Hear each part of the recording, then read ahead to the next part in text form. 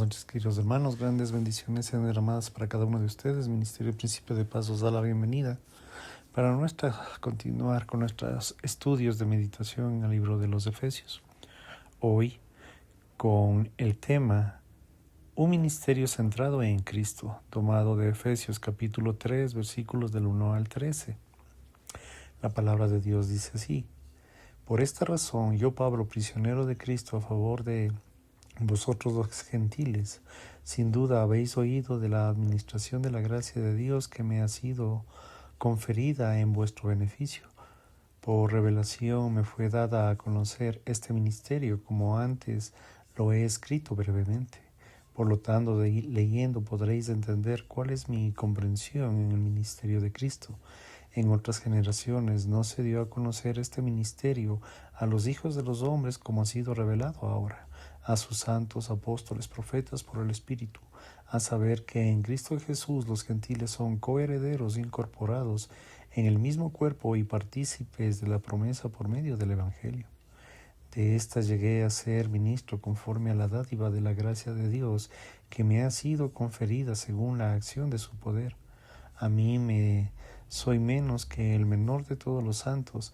He sido conferida esta gracia de anunciar entre los gentiles el Evangelio de las inescrutables riquezas de Cristo y para aclarar a todos cuál es la administración del ministerio que de la eternidad había estado entendido en Dios, quien creó todas las cosas. Todo esto es que ahora sea dada a conocer por medio de la Iglesia, la multisabiduría de Dios a los principados, a las autoridades, a los lugares celestes, conforme al propósito eterno que realizó en Cristo Jesús, nuestro Señor. En Él tenemos la libertad y el acceso a Dios por confianza por medio de la fe en Él. Por tanto, os pido que no os desmayéis por mis tribulaciones a vuestro favor, que en ellas son vuestra gloria. La idea principal de Efesios capítulo 3, de los versículos del 1 al 13, es la siguiente. Pablo explica cómo Dios lo designó para proclamar el maravilloso plan de Dios de unir a los judíos y a los gentiles en Cristo. ¿Alguna vez le han interrumpido durante la oración? Hay muchas cosas que pueden causar esto: el llanto de los bebés, el sonido del microondas, el zumbido del vibrador del teléfono, el timbre de la puerta o el sonido de las sirenas. A veces mi mente errante se va por otra parte. Puedo empezar a orar y de repente recordar algo que tengo que hacer o perderme pensando en un partido de fútbol o en algún problema en la iglesia. Antes de darme cuenta, he perseguido un consejo durante varios minutos. Mantener la concentración en la oración es un reto a veces.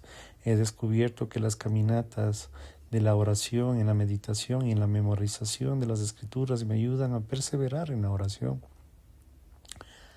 Pablo parece comenzar una oración de intercesión en la iglesia en Efesios 3:1, pero luego parece meterse en una conejera con una ratonera en una oración real hasta el 3:14. Tal vez su digresión se deba a que reflexiona sobre su posición como prisionero de Cristo Jesús y el amor por ustedes los gentiles, capítulo 3, versículo 1.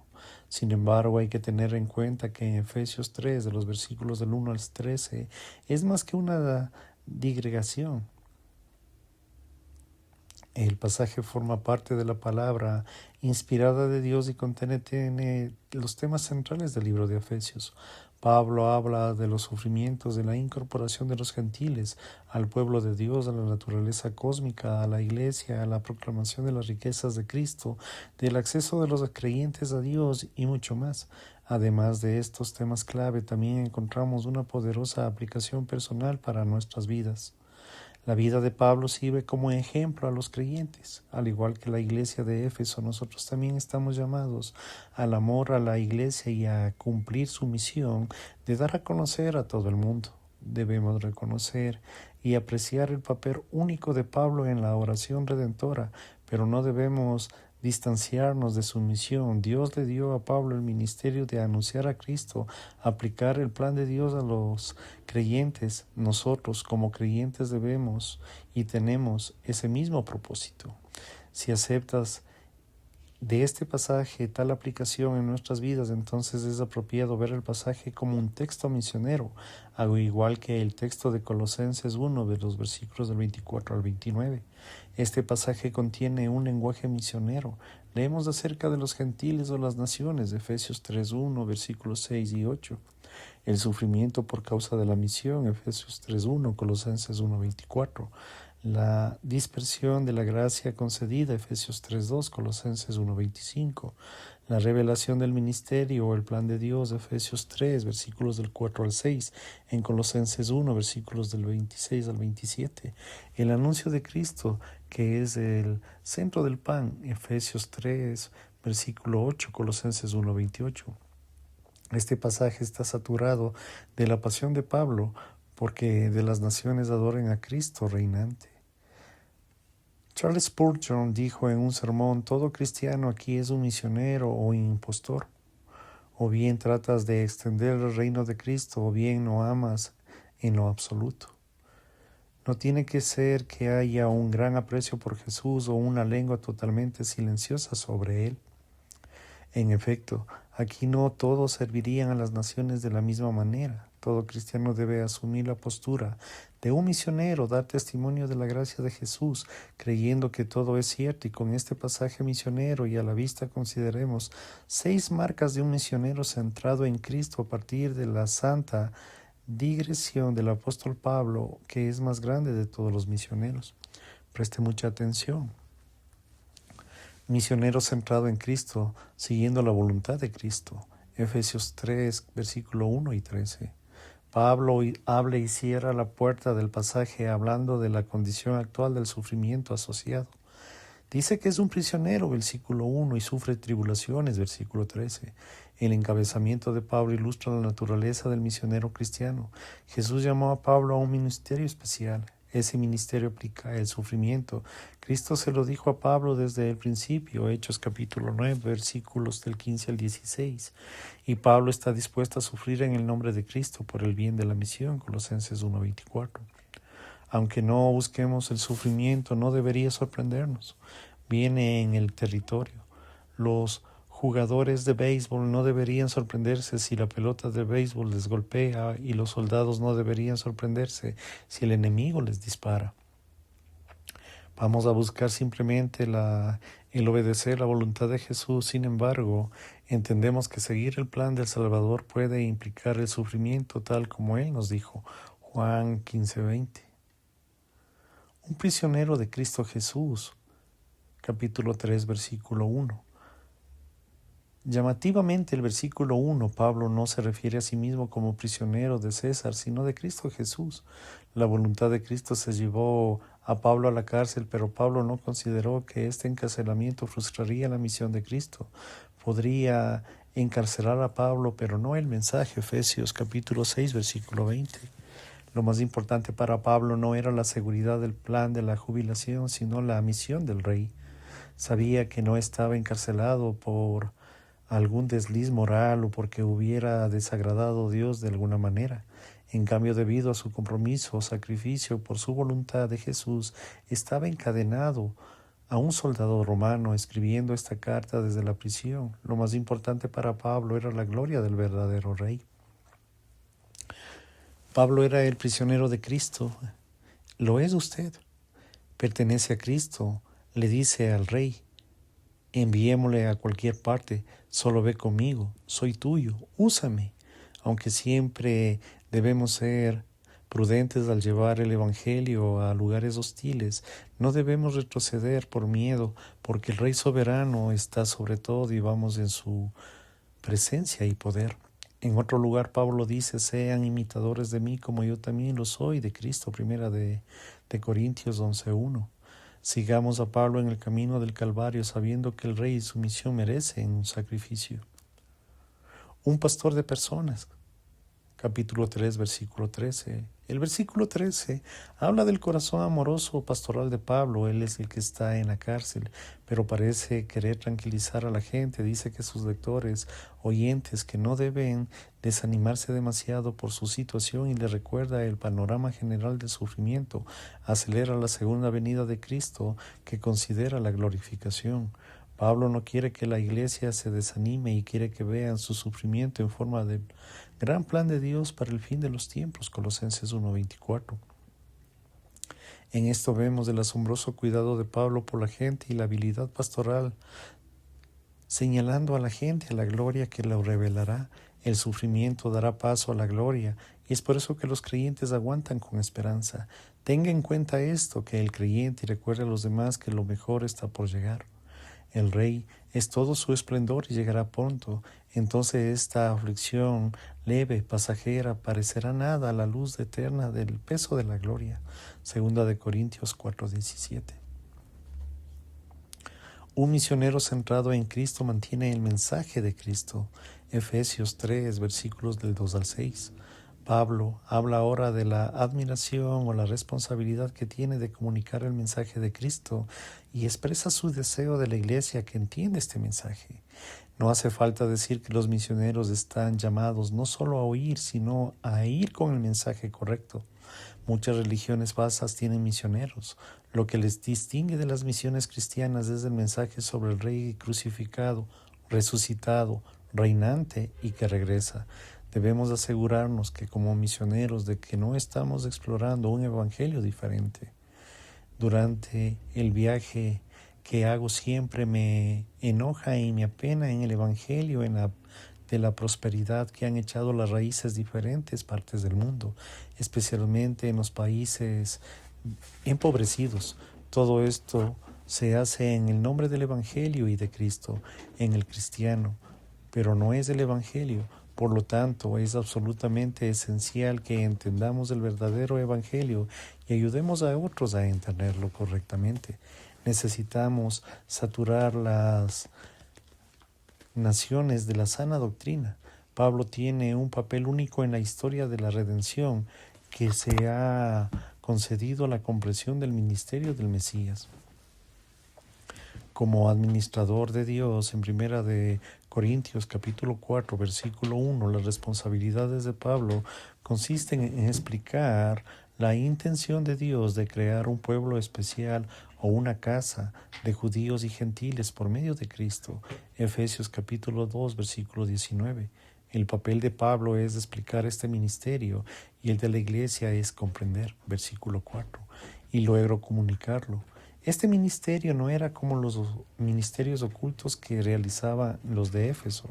No era un ministerio de conocimiento esotérico revelado para un grupo selecto. Este ministerio, este mensaje sobre Cristo es para todas las naciones. Pablo insta a los creyentes en Éfeso a que lo abandonen cualquier otro seudónimo que se centre en la atención solo en Cristo. Este ministerio estaba oculto o no se había dado a conocer a los hombres y a otras generaciones, versículo 5.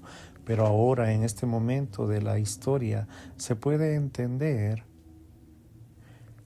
aunque el plan de Dios estaba presente en el Antiguo Testamento, algunas partes no están claras o están ocultas en cierto sentido, versículo 9.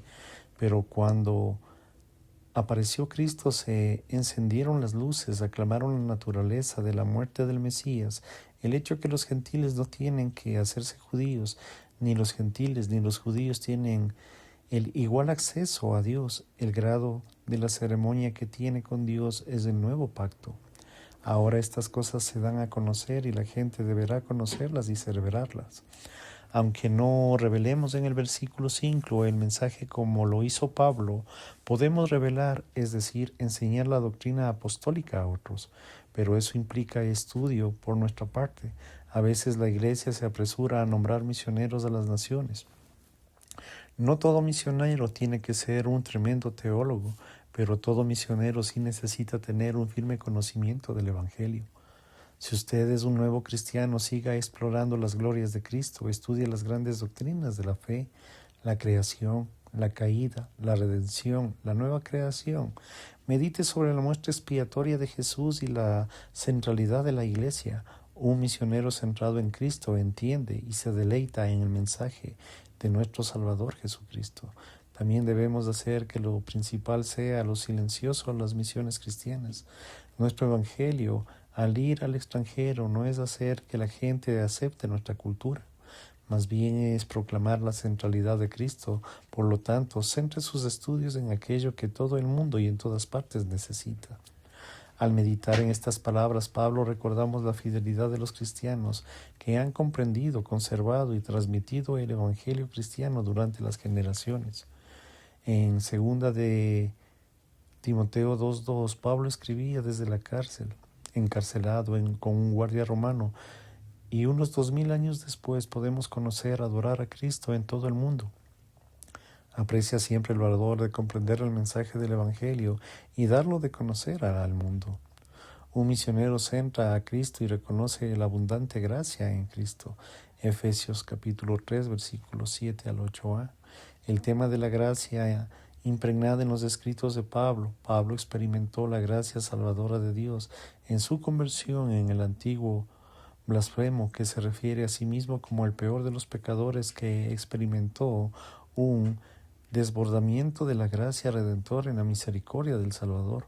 Primera de Timoteo 1, versículos 14 y 15, pero también experimentó la gracia de Dios que nos capacita para el ministerio y nos dice a los corintios, porque yo soy más que insignificante de los apóstoles, no soy digno de ser llamado apóstol, pues perseguí a la iglesia de Dios, pero por la gracia de Dios soy quien soy y su gracia para conmigo no resultó vana, antes bien he trabajado mucho que todos aquellos, aunque yo siga en la gracia de Dios en mí.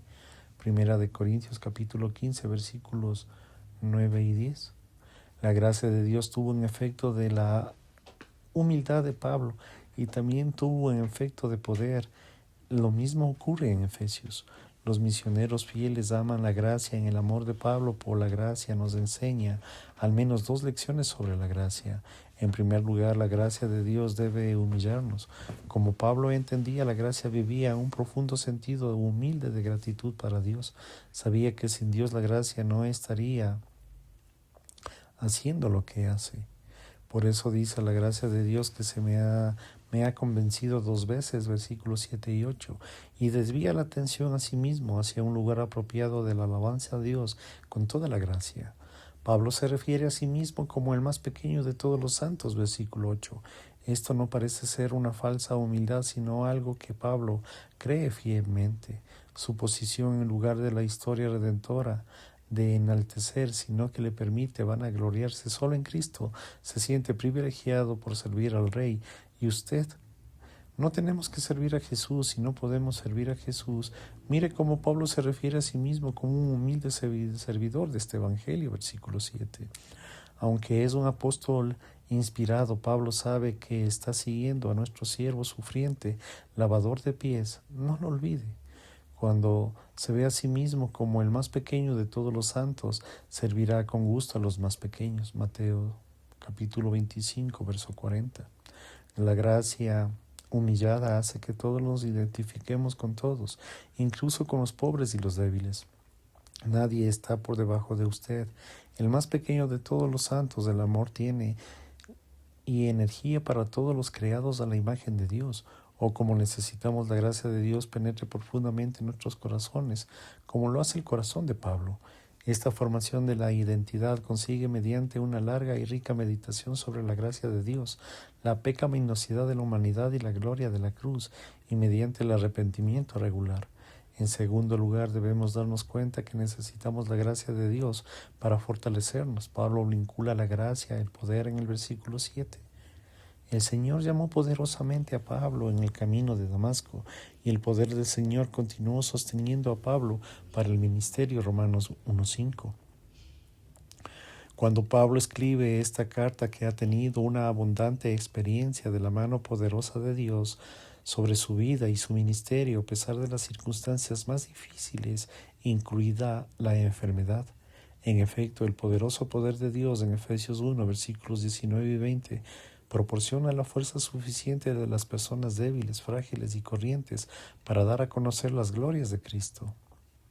Se habla de los siervos en Cristo que están embelesados en la gracia. Preste atención. Estar embelesado con la gracia es la naturaleza de la vocación cristiana. Tal asombro por la gracia certifica nuestra vocación como genuina y dinamiza una fuerte en el sacrificio.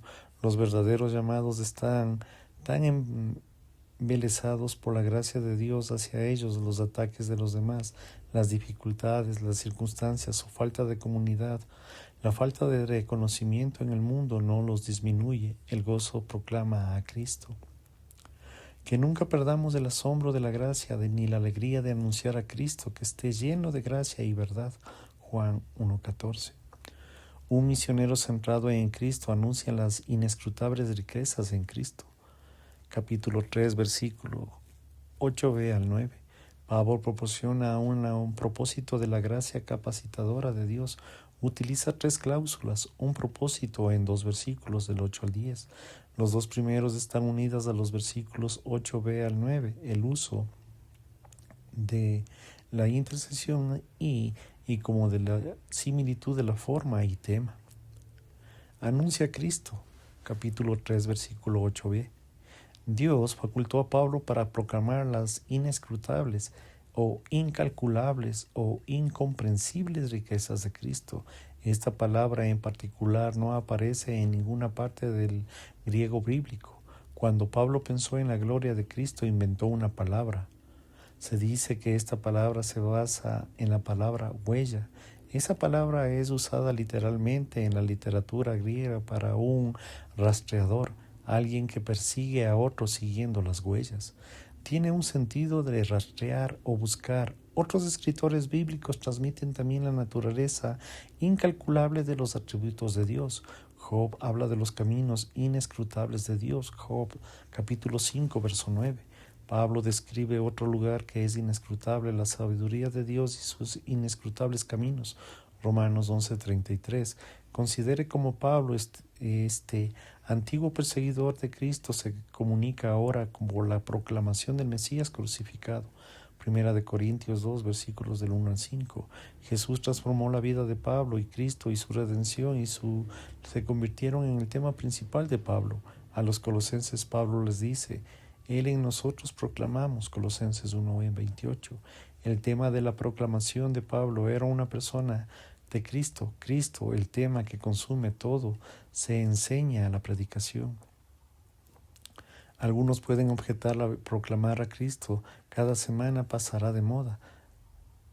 Basados en Efesios 3:8, no deberíamos estar de acuerdo. Si nuestra predicación es aburrida, no es porque Cristo sea aburrido.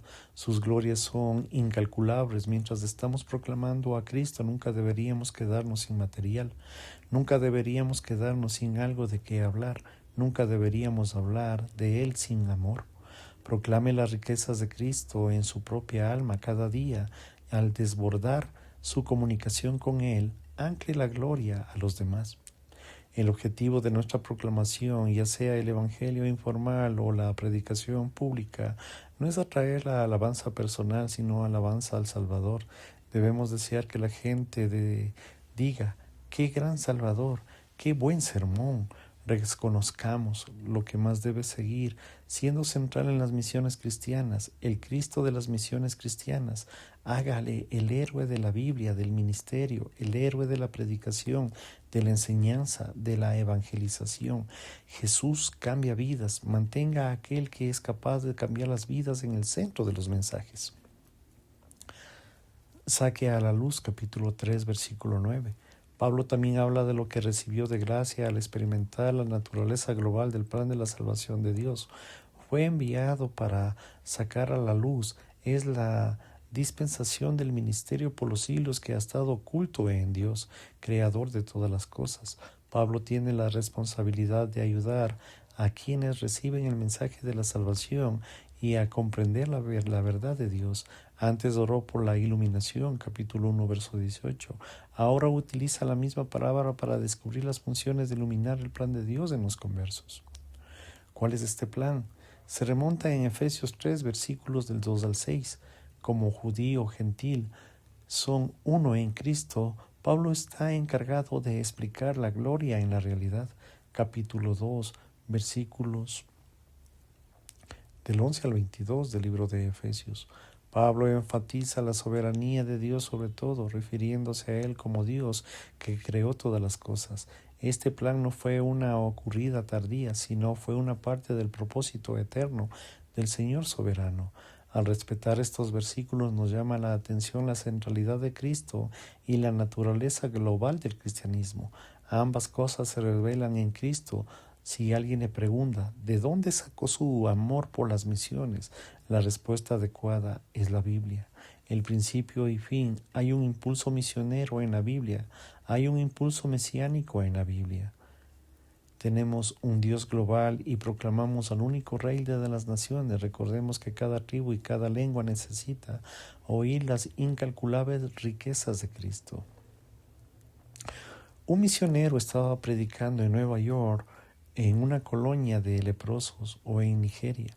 Recuerde que todos necesitan a Jesús, proclámelo a todos.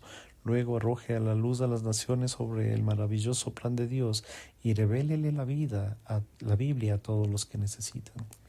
Un misionero centrado en Cristo entiende el propósito de la Iglesia de Cristo. Capítulo 3, versículos 10 y 11. Si usted tiene una visión correcta de Cristo, debería tener una visión igualmente apropiada de la Iglesia. Efesios tiene una visión elevada de la Iglesia que ya hemos observado en el capítulo 2 de los versículos del 11 al 22. En él sigue el pasaje, pero Pablo ora para que Dios sea glorificado en la Iglesia, capítulo 3, versículo 21. En el capítulo 4, del 1 al 6, habla de la unidad de la Iglesia. Continúa explicando cómo Dios ha dotado a su pueblo de hombres muy intelectuales espiritualmente hablando para equiparlos para el misionero, capítulo 4, versículos 11 y 12. En el capítulo 5 dice que Cristo amó a la Iglesia y se dio a sí mismo por ella, capítulo 5, verso 25. Aquí en Efesios capítulo 3, 10 y 11, Pablo añade un punto sorprendente a nuestra teología de la Iglesia. Con esta tercera cláusula, el propósito del apóstol nos dice que la Iglesia tiene implicaciones que llegan todo al cielo y todo en el reino espiritual de la Iglesia, compuesta por judíos y gentiles, que está dada a conocer por la múltiple sabiduría de Dios a los gobernantes y autoridades de los cielos. Estoy de acuerdo que se dice que estos gobernantes o autoridades son probablemente tanto seres celestiales como malos o buenos, aunque en la preocupación particular del apóstol es obviamente con las fuerzas hostiles. Me parece que los ángeles miran la gracia que se maravillan, mientras que las fuerzas demoníacas miran el miedo y tiemblan. Las fuerzas del mal ya han sido derrotadas por la cruz y esperan la subyugación final. La existencia de la Iglesia anuncia su dominio que está llegando a su fin de una vez y de por todas. Aunque tenemos un conocimiento limitado de todos estos seres, parece que no son omniscientes. Pedro parece aludir a esta idea cuando dice: los ángeles anhelan mirar. Primera de Pedro 1:12. Además podemos deducir que Dios pretende darles a conocer el plan a través de la Iglesia. John Stott dice: observen fascinados cómo los gentiles de los judíos se incorporan a la nueva sociedad como iguales. Hay más cosas en la Iglesia de lo que parece. Si eres parte de la Iglesia, entonces eres parte de un sermón cósmico, que es una parte de la predicación de los gobernantes y de las autoridades celestiales. Se dice que las conclusiones ineludibles es la de los ángeles nos observan, porque somos parte del ministerio. Tenemos una audiencia mucho más grande y observadora de lo que cualquiera de otros pudiera tener en cuenta. Para ser claros en el énfasis aquí, no es que prediquemos los poderes principados invisibles. El punto es que Dios está revelando su plan a los pobres y a todos los que quieren entender los poderes a través de la existencia de la Iglesia.